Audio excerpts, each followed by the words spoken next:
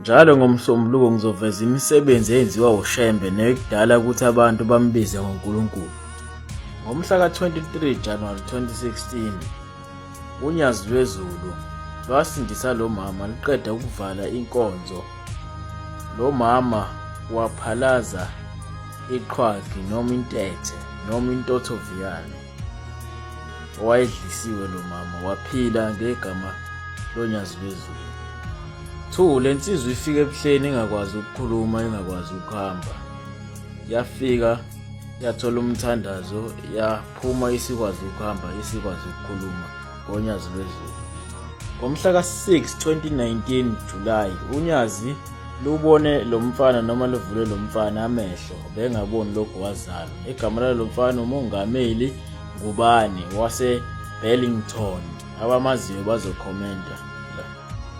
Ngomhla ka-8 March 2020, unyazi lusukumise umama nengane wheelchair, bebengakwazi ukuhamba bobabili. Basukuma bobabili same time. Lokhu kwenziwe unyazi lwezulu eMlazi eTeyesi.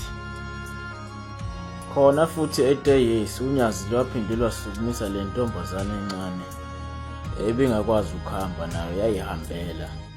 Waphinda futhi unyazi lwezulu eNkanyezini Temple kwasukuma nangu umkhulu wheelchair, naye behamba nge-wheelchair isikhathi eside, wayihambela kumkhulu ngeenyawo zakhe.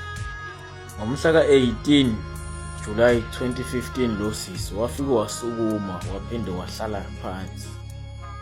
Unyazi lwezulu laphatha inkonzo, lithole ivala seliyahamba luye endlini. Lo sisi waphinde wasukuma futhi wayihambela.